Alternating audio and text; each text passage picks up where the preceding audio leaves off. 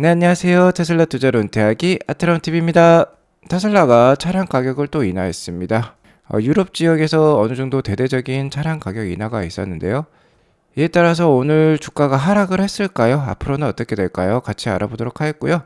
금리 인상, 미국의 금리 인상이 5월에 끝난다는 사람도 있고 6월 달에 끝난다는 사람도 있어요. 이것에 대해서도 알아보도록 하겠습니다. 자, 그리고 사이버 트럭 와이퍼가 있을까요? 없을까요? 3대 지수 현황, 마감 현황 간략히 살펴보고 가도록 하겠습니다. 오늘 3대 지수 소폭 빠지는 모습으로 마감을 했어요. 다만 나스닥은 12,000선을 지켜내는 모습이고 S&P 500도 4,000선을 지켜내는 모습입니다. 아직까지 그렇게 약한 모습은 아니다 라고 말씀을 드릴 수 있을 것 같고요. 오늘 하락의 주요 원인으로는 미국의 소매 판매 지수와 함께 기대 인플레이션을 꼽을 수 있겠습니다. 미국은 소비의 국가로서 GDP의 약 한 70%가 소매 판매에 의존하고 있다고 볼 수 있겠는데 3월달 소매 판매 지수가 나왔어요. 이 3월달 소매 판매 지수가 전월 대비 1% 빠지는 모습이 나왔습니다. 예상치는 한 0.4% 빠지는 모습이었는데 더 많이 빠졌죠. 이에 따라서 경기 침체 우려감이 들면서 오늘 전반적으로 약세에 좀 기인을 원인 제공을 했다라고 볼 수 있을 것 같고요. 오늘 가장 큰 문제점은 이 미시간대 1년 기대 인플레이션 발표라고 볼 수 있겠습니다. 자, 향후 1년 후에 인플레이션 지수를 나타낸다라고 볼 수 있겠는데 최근에 한 5%대까지 떨어졌죠. CPI, 헤드라인 CPI 지수가요. 그런데 1년 후에는 원래 전월까지만 해도 이게 한 3.6%까지 떨어지겠다라고 봤는데 아니 웬걸이 이게 다시 4.6%나 올랐습니다. 지난해 11월 이후 최고치라고 볼 수 있겠고 뉴욕 연방은행에서도 향후 1년 기대 인플레이션을 함께 발표를 하는데 이것도 한 4.7%가 나왔어요. 자, 아직까지 인플레이션이 높다라는 것을 뜻한다라고 볼 수 있겠는데 이렇게 되면 연준의 긴축 정책이 좀 더 길어질 수 있다는 것을 뜻한다라고 볼 수 있겠죠. 이렇게 나오면서 연준의 크리스토퍼 월러 이사 역시 물가가 여전히 높고 긴축이 더 필요하다면서 6월에도 추가 금리 인상에 나설 수 있다라는 발언을 제시를 했습니다. 전반적으로 안 좋은 시장 분위기를 형성하고 있다라고 볼 수 있겠는데 이런 상황에서 1분기 대형은행의 실적은 좋았어요. JP모건과 시티은행이 실적 발표를 했는데 JP모건은 어닝 서프라이즈를 발표를 했습니다. 최근 SVB 은행 사태도 있었죠. 그러니까 고객들의 돈이 소형은행에서 그러니까 중소형은행에서 대형은행으로 많이 옮겨가는 것 같아요. 그래서 대형은행들의 실적이 좋았던 것으로 지금 파악이 되고 있습니다. 유가는 80불대 초반의 모습을 보여주고 있고요. 최근 한 달 내내 이렇게 계속 올라가는 모습을 보여주고 있습니다. 자, 이 유가 때문인지 인플레이션도 좀 올라간 것 같아요. 금리 역시 3.5%까지 다시 올라왔습니다. 두 가지 지표 모두 나스닥 지수에는 안 좋은 영향을 줄 만한 지금 상황이다라고 볼 수 있겠어요. 오늘 맵을 보시면은 전반적으로 더 빠진 가운데 파이낸스 쪽만 좋았다라고 볼 수 있겠습니다. 보시면 JP모건이 좋은 실적을 발표하면서 7.55% 올랐고요. 뱅크 오브 아메리카라든지 시티은행이라든지 상당폭 오른 것을 확인해 볼 수 있습니다. 테슬라는 오늘 0.48% 하락을 했는데 나스닥이 전반적으로 약세였기 때문이기도 하지만 아무래도 차량 가격 인하를 또 한번 발표를 했기 때문에 일단은 단기적으로도 주가 부침이 있겠다라고도 볼 수 있겠네요. 나스닥 일봉 차트를 보면 오늘 십자형의 봉이 나왔는데 매수세랑 매도세가 극렬하게 대립한 하루라고 볼 수 있겠고요. 자, 아직까지는 잘 버티는 모습입니다. 5월 3일 FOMC 회의가 있는데 이때까지는 아마 횡보 장세가 좀 연출될 것으로 전망이 되고요. 12,300선을 만약에 4월달 내로 돌파를 하게 된다면 새로운 추세가 시작될 수도 있으니까 그거는 염두에 두시기 바라겠고 11,000선은 제가 생명선이라고 지속 말씀을 드렸죠. 나스닥 지수가 만약 11,000선을 뚫고 내려간다면 하반기 경기 침체가 확정이 되는 상황이다 라고 볼 수 있을 것 같습니다. 오늘 하락에 어느 정도 원인을 제공한 미국의 소매 판매 지수를 한번 보면요. 자, 소매 판매 지수는 모두 매출액 기준이라고 보시면 됩니다. 매출액은 수량 곱하기 가격이 되겠죠. 자, 아직까지는 인플레이션 상황이 유지가 되고 있기 때문에 가격은 올라간다고 치면은요. 아무래도 수요량, 그러니까 수량이 빠져서 아무래도 소매 판매가 줄어든다라고 볼 수 있을 것 같습니다. 자, 미국의 전년 대비 소매 판매는 2.94% 상승을 기록했는데요. 예측이 5.9%였으니까 예측치보다도 한참 모자른 그런 소매 판매액을 기록을 했고 전년 동기 대비 소매 판매 증가율이 이렇게 계속 낮아지는 모습이에요. 하지만 그간의 인플레이션은 좀 높았었죠. 그런 거를 따지면 역시나 소매 판매량은 좀 줄어드는 모습이다라고 볼 수 있을 것 같고요. 자, 전월 대비로는 오히려 감소를 기록을 했습니다. 예측치는 0.4% 감소였는데 3월 달에 나온 게 1% 전월 대비 감소를 하면서 3월 달 소매 판매가 부진했던 것으로 파악이 되고요. 여기에 더불어서 미시간대 1년 기대 인플레이션이 상당히 높게 나왔어요. 3월까지만 하더라도 이게 3.6%가 나왔었습니다. 그러니까 1년 후에 CPI 지수가 3.6%나 될 것 같다라는 거예요. 지금 한 5%대까지 내려왔죠. 계속해서 하강하려는 듯한 모습이었는데, 자, 이게 웬걸 갑자기 4월달 되어서 4.6%로 이렇게 껑충 뛰어 올라 버렸습니다. 계속 내려가다가 껑충 이렇게 뛰어 오른 거예요. 작년 11월 이후 뭐 최고치의 1년 기대 인플레이션 숫자가 나왔다라고 볼 수 있겠는데요. 뭐 최근 한 달간 유가가 60불대에서 80불대까지 급속하게 올라왔죠. 그런 것이 좀 반영이 되지 않았나 그렇게 생각을 해보겠습니다. 자, 이에 따라서 연준 이사들의 발언이 좀 엇갈리고 있어요. 역시 금리 인상, 그러니까 긴축 정책에는 향후 물가가 상당히 중요하겠다라고 볼 수 있겠는데요.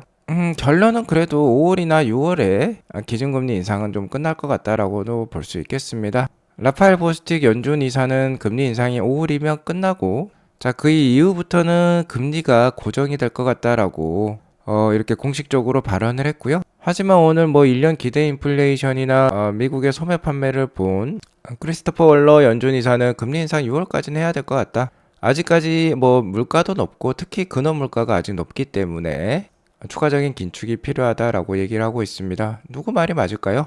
아무튼 뭐 시장에서는요, 아직 라파엘 보스틱 총재 연준 이사의 편을 들어주고 있는 것 같아요. 5월까지 금리 인상을 한 차례 더 하고요. 그 다음부터는 유지되는 모습이 시장에서는 좀 더 우세하게 점치고 있다라고 볼 수 있겠습니다.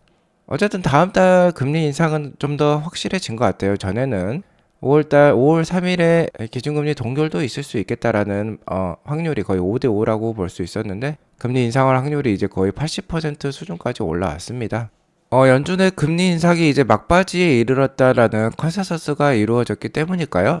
우리나라도 최근 계속해서 금리를 동결을 하고 뭐 하반기에는 금리 인하에 들어갈 수도 있겠다라는 그런 예상들이 나오고 있는데요. 다른 국가에서도 속속 이제 긴축에서 벗어나 완화 정책을 쓰려는 듯한 모습입니다. 자, 유럽을 대표하는 유로스탁 50을 보면 계속해서 연고점을 갱신하려는 듯한 좋은 모습을 보여주고 있고요. 신흥시장을 대표하는 중국 증시 역시 상해 종합주가지수를 보면 계속해서 연고점을 또 갱신하려는 듯한 좋은 모습을 보이고 있습니다. 대만 증시 역시 좋은 모습을 보여주고 있고요. 독일도 마찬가지예요. 미국 S&P 500 지수 역시 그래도 하락보다는 상승의 모습을 띠는 듯한 모습이고요. 나스닥 역시 괜찮은 모습입니다. 다우존스도 다시 한번 상승 추세를 보이려는 듯한 모습이에요. 다만 여기 연고점에 닿으려는 듯한 모습은 있으니까, 여기서 만약에 유가가 80불대 저항을 맞고 내려오면은 다우존스는 좀 하락할 수도 있겠다라고 말씀을 드릴 수 있을 것 같습니다. 테슬라는 오늘 0.48% 하락한 185불로 마감을 했는데요. 자, 작게는 한 180에서 200불, 크게는 한 170불에서 한 210불 사이에 박스권의 모습을 계속 보이려는 듯한 모습입니다. 아무래도 1분기 실적 불확실성에 따른 횡보 장세가 지속이 되고 있는 것으로 판단이 돼요. 1분기 인도량은 역대급 수치가 나왔지만 최근 1분기에 가격 인하를 한 15% 가까이 단행을 했기 때문에 그것에 비해서는 좀 인도량이 적게 나온 것 같다라는 또 인식도 생기면서요, 계속해서 1분기 실적 불확실성이 작용을 하고 있는 것으로 판단이 됩니다. 테슬라 주가의 방향성은 1분기 실적이 발표되는 다음 주 이후에 어느 정도 결정이 될 것 같고요. 이런 상황에서 테슬라가 한 번 더 가격 인하를 발표를 함으로써 오늘 주가에 어느 정도 부정적인 영향을 준 것으로 판단이 됩니다. 테슬라는 미국에서도 최근 한 2,000불 정도 대당 가격을 또 인하했다라고 볼 수 있겠는데, 유럽과 싱가포르, 이스라엘에서도 추가적인 가격 인하를 적극적으로 단행을 했습니다. 여기 보시면 4월 14일이죠. 자, 어제 바로 발표가 되었던 사항이고요. 자, 독일과 프랑스가 대표적인 유럽의 자동차 시장이라고 할 수 있는데 상당히 좀 크게 또 인하를 시켰어요. 독일 같은 경우는 작게는 4.5%부터 많게는 9.8%까지 인하를 했습니다. 하지만 인기가 많은 모델 Y, 스탠다드 레인지와 롱 레인지의 가격 인하는 없었어요. 프랑스는 모델 3, 모델 Y 전 라인업에 가격 인하가 있었는데 적게는 3.7%부터 많게는 10%까지 가격 인하를 단행을 했습니다. 역시나 인기가 많은 모델 Y 같은 경우는 가격 인하 폭이 좀 작았다라고 볼 수 있겠습니다. 자, 이렇게 수치를 보면요, 수요가 충분치 않아서 가격 인하를 단행하지 않았을까라고도 의심해 볼 수 있겠는데요. 다만 대표적인 원자재라고 볼 수 있겠죠. 배터리의 50% 이상을 구성하고 있는 리튬 같은 경우는 최근에 원재료값 하락이 상당히 심하다라고 볼 수 있겠습니다. 자, 작년 11월 달까지만 해도 이 리튬 가격이 톤당 57만 7,500위안까지 됐었는데 이게 지금 19만 7,500위안까지 지금 많이 떨어졌거든요. 거의 절벽에서 수직 낙하하는 듯한 가격 인하가 있었기 때문에 테슬라가 최근에 대대적인 가격 인하를 단행할 수 있었다라고 볼 수 있을 것 같고, 최근에 유로화 가치가 상당히 올랐습니다. 작년 10월 달까지만 하더라도 1달러에 1.05 유로 정도. 그러니까 오히려 달러 값이 더 비쌌다라는 거죠, 유로보다. 근데 최근에 1달러가 0.9 유로 정도까지 내려왔어요. 유로화 가치가 상대적으로 더 많이 올랐다라는 거를 우리가 확인해 볼 수 있는데요. 자, 이렇게 되면 유럽에 차량을 많이 판매하면 판매할수록 테슬라는 미국 기업이니까 달러로 인식을 하게 되면 더욱더 큰 마진율을 기대해 볼 수 있는 것이죠. 유로화 가치가 10% 이상 올랐다라고 볼 수 있겠는데, 자, 그런 유로화 가치 상승을 보면 이 정도의 가격 인하는 단행할 수 있겠다라고 볼 수 있겠습니다. 자, 중요한 점은 경쟁사들은 이렇게 크게 한 번에 가격 인하를 단행할 수 없다는 거예요. 경쟁사보다 테슬라의 마진율이 훨씬 더 높기 때문에 테슬라는 이러한 정책을 구사할 수 있는 거고, 중요한 거는 테슬라가 계속해서 생산 효율성을 높이고 있다라는 거죠. 자, 이에 따라서 테슬라는 싱가포르에서도 가격 인하를 4에서 5% 정도 단행을 하고요. 이스라엘은 최근 모델 3 스탠다드 가격이 올해 시작 이후 25%나 또 대폭 인하됐다라고 할 수 있겠습니다. 테슬라의 최종 목적은요, 인류를 지속 가능한 발전의 세계로 인도를 하는 것이에요.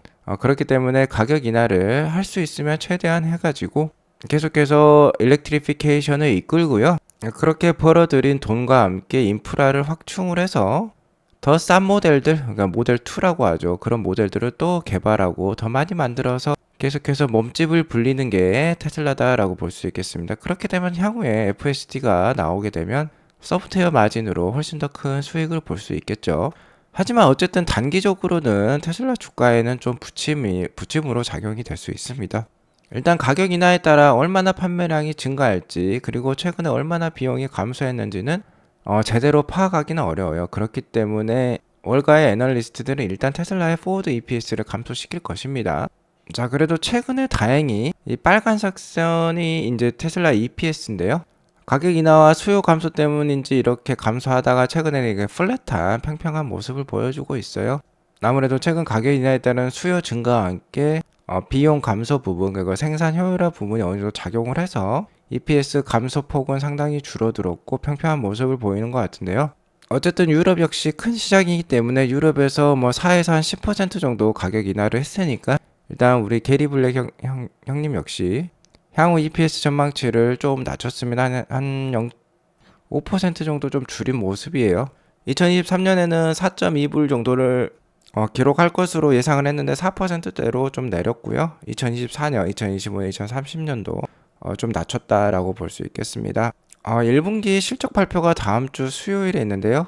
이 실적 발표를 코앞에 두고 가격 인하를 단행을 했기 때문에 월가의 애널리스트들이 갑자기 EPS를 조정하기는 쉽지 않을 것 같아요. 그리고 1분기는 이미 끝났죠. 자, 그렇기 때문에 1분기 실적 발표가 끝나게 되면 향후 실적 가이던스에 대해서 애널리스트들은 새로운 전망을 내놓을 것으로 판단이 됩니다.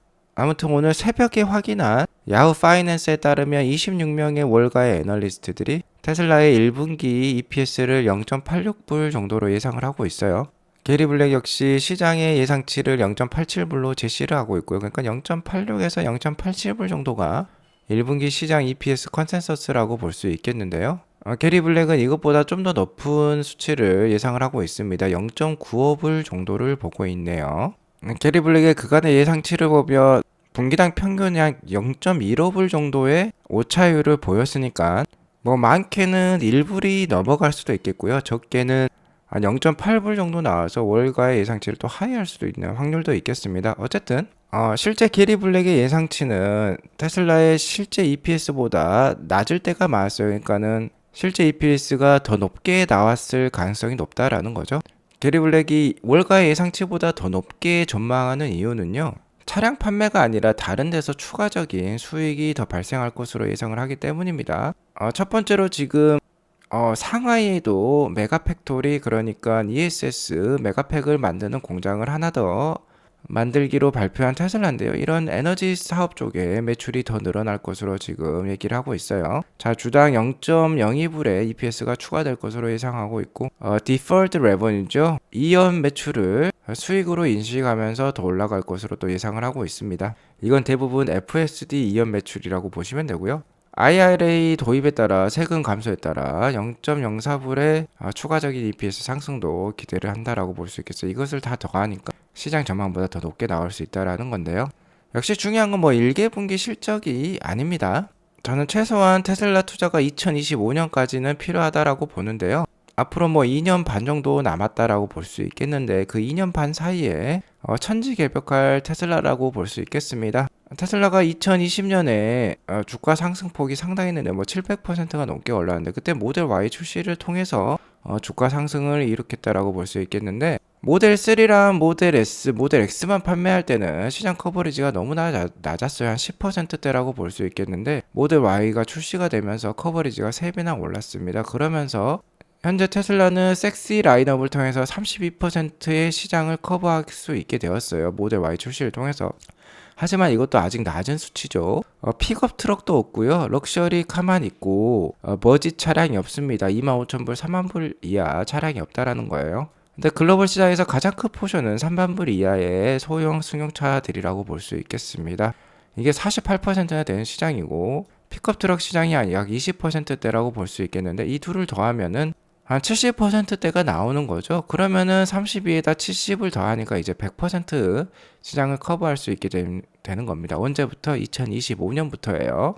자, 내년 2024년부터는 사이버 트럭이 본격적으로 판매가 되고 2025년이 되면 3만 불짜리 이하 차량이 본격적으로 판매가 될 겁니다. 자, 그러니까 이 시점이 되면 2020년이 재현이 될 수도 있다라는 것이죠. 자, 그리고 사이버 트럭과 모델 2가 나오기 전에요. 다른 모델들도 있어요. 모델 3 리프레시 모델도 최근에 이렇게 이미지가 유출이 되었었죠. 자, 지금 보시면 모델 3의 리프레시 모델 하이랜드가 이렇게 돌아다니는 모습이 속속 포착이 되고 있습니다. 곧 있으면 나온다는 건데요. 올해 3분기부터 판매가 될 예정에 있어요. 자, 완성된 모양은 이런 모습이 될 것 같은데 상당히 이쁜 모양 같습니다. 루시드 에어 모양인 것 같기도 하고 로드스톤 모양인 것 같기도 하고 어쨌든 신규 모델이 나오면 모델 3의 판매량이 더욱더 증가할 수 있을 것 같고요.